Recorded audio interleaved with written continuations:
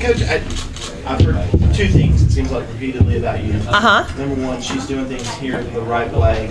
Okay. Two, she has a lot of energy. Mm-hmm. Talk about that. Well, the right way is really very simple. The things that I'm demanding from my players is just to be, first of all, good, solid citizens. Be very conscientious of your academics. That's the biggest things that I want them to do very well academically. Everywhere that I've been, even as an assistant at the University of Virginia, as a head coach at UAB, I've had a 100% graduation rate, and that's very important to me. The other aspect is just hard work. All I ask for is 100% on the court, come to practice, ready to practice, being focused, and absorb as much information as you possibly can. I'm the type of coach where mistakes are going to happen. I don't get caught up in mistakes. Let's work on, when you make a mistake, let's work on correcting that mistake. Me, high energy, that may be an understatement. I am a little bit over the top, which I just can't help it. It's just I'm a player's coach, and when I'm on those sidelines, I kind of relive those playing days and wanting to be out there. And I feel that it's important for my players to be on the court and look on the sideline and see that I am working for them, that I'm in the game with them, and literally sometimes I am, and I have been warned on numerous occasions, at least 4 or 5 times during the game by the officials, Audra, please, because I know a lot of them personally, because I've been around a while, they've been around a while. You got to get off the floor. If I come down here getting you on the floor, I'm going to have to tee you up. Please get off the floor. So I used to never sit down. So now I have the assistant save me a spot. And so when I get my second warning, I'll sit down for maybe 30 seconds. Then I'm back up again. But I love what I do. I have a strong passion for the game. I love being a part of these young women's lives and not only helping to develop them as the best basketball players they can be, but the best people that they can be. So that when they leave here in 4 years, that they can go out in the community, they can go out into the workforce and be successful. Well, after all the work you've sort of done since getting here and getting your program set up, getting everything going the way you want, practice starts today. That must be kind of a relief to just get going, right? It is. It's a great relief. I know. I've talked to a lot of my colleagues around the country and been on their social media pages. They've already started. They've got pictures up and things like that. But we just chose to wait until today. We felt like today would be the best day to get started. So I'm really excited about it. The players are very excited. As you know, going through the rigors of preseason, that's the one thing that everyone's always waiting for, that first official day of practice. So they're chomping at the bit. And I know we start at 2, and I know they're going to be there at probably 1:30, 1:15, 1:30, all taped up, ready to go in their practice gear. And so we're really excited to get started. I mean, this is the first official day to kick things off, and we're ready to, put everything out there. We know that it's the first year that you're here, and you haven't had really time to get in and recruit the way that you want to recruit. People have to temper expectations, but what can they expect out of this team this year? Well, the one thing that we're going to do is we're going to play hard. We're going to play hard and we're going to compete. Those are things that I feel like you don't have to have a lot of skill. You don't have to have a lot of talent. You don't have to have athleticism to do that. Everybody can play hard, compete, and defend and rebound. Defending and rebound is all about heart. It's all about will. And so those are the things that we're instilling, and we have been instilling in our individual workouts, the conversations we've had with the players, and that's what we're going to start with these first couple of days of practice is our defensive presence and what we're going to do defensively, how we're going to defend. Also, our competitive spirit and how we're going to play until the final buzzer sounds. No matter what the score is, we're going to compete to the very, very end. Coach, with any kind of transition, it helps to have some veteran players, and you've got plenty of people coming back that played a lot of minutes last year. I believe all 5 starters even are back. How much does that help sort of, you in this transition? Well, it helps a lot. Obviously, as you all know, and with me having played and coached in the ACC, this is one of the best conferences, that we always go back between ACC, SEC, and, this is, I feel, by far the best conference for women's basketball in the country.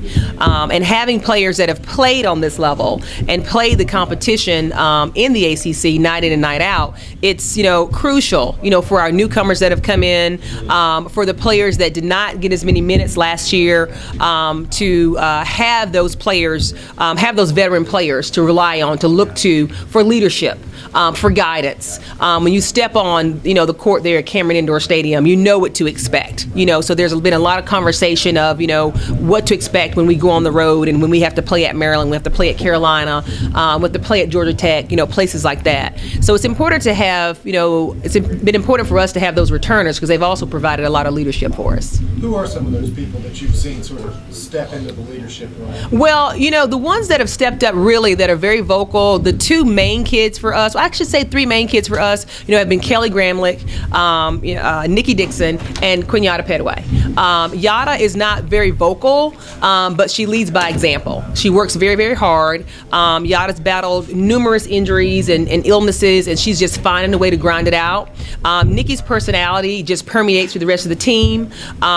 Kelly's hard work and practicality about everything that she does, and the fact that, I may not be the quickest, most athletic player out here, but I'm going to give you everything that I have, and I'm going to work as hard as I possibly can. And I'd be remiss not to mention Chelsea Lindsay, who has been tremendous. I mean, she has been like a sponge and just absorbed everything, in terms of everything we're trying to teach her about, being a point guard in the ACC and the things that we're going to need her to do. The fact that she does need to be more vocal. She's not the most vocal kid that we have, but she is an extremely hard worker. And so those kids have really stepped up to the plate, have really been, helpful for us being a new staff in terms of providing a lot of leadership. Nikki's sort of been Nikki's sort of been the heartbeat of the team the past couple of years, just her energy. It seems a little bit like what you're talking about, where it almost bubbles over a little bit. Yeah. Sometimes, can you talk about her role on the team? Nikki's just, she's great. Nikki really doesn't know how good she can be. She can really be one of the best players to ever play here. And we, as a staff, I think everybody on this staff has had a conversation with her about that. And the fact that she has another gear that she doesn't realize she has, but we've made her find it. And she's a tremendous athlete in terms of, she can score from the outside, she can knock down the three, she has a mid-range game, she can get to the basket, she will be a very good defender for us, and we've just challenged her. We've really challenged her, and we push her every single day. We call her out on everything and remind her that if you're going to be a leader for this team on the court, you have to walk the walk and talk the talk, and we're going to put you in a position to be a leader, but you have to be receptive to everything that we're giving you, and she has been. She's been tremendous, and she has an unbelievable personality, one of our best recruiters, and just loves the game. And a lot of things that she does effortlessly. Like, for example, when we're running, we call them fours. You go down and back, it's 4 times, and it's in 22 seconds. Well, we challenge Nikki, we're like, Nikki, you can do that in 21. So then she gets down, oh, well, you can do it in 20, and we'll do it. She's like, oh my God, you can do it, and she does it, and she has that ability to be an unbelievable player. And so it's our job and our goal, as a staff, to make sure that we make her the best player she can possibly be. Audra, a lot of times, winning's a mindset. Losing can be too. This program's been down for a long time. Right. Did you see any of that when you first got here, and if you had to kind of get them thinking in a different direction that, hey, just because we lost in the past, we don't have to lose. We don't have to lose games. Right. I did see that. I mean, when you've been in a situation where you've been down, and this program obviously has been down for 6 years, and then the past 3 with these young ladies that have been here, and they want to win. They want to win, and we have to show them how. And so it's been a process of changing the culture, changing their mentality, making them understand how we can get that done. And there's been a lot of conversation, a lot of talking, in addition to a lot of instructing. And we're going to be able to do that because we have players that want to get it done, that want to win. They're tired of losing. They're tired of being cellar dwellers. That's not where they want to be. And we've all been very encouraging as a staff to let them know that we can win. I've made comparisons to a lot of different programs in the league, from when I played and from when I coached, where they started to where they are now. And I'll just throw it out there. Maryland. and what they were able to do. Carolina won a national championship, what they're able to do. Duke, how they rose to the top of the ACC. And I said, it can be done, but you have to be committed to it. And so for us, it's going to be a lot of teaching this year, a lot of pats on the back, a lot of reassurance of you can do this, you can get this done. This is a big transition for them, a huge change in terms of our expectations and the way we push them in practice. But I don't see a losing mentality. We've already seen major changes, a lot of positivity, and the players, realizing that, hey, we want to follow these coaches. We want to do what they're asking us to do. We know that we can be successful if we fall in line and work as hard as they want us to work. So that being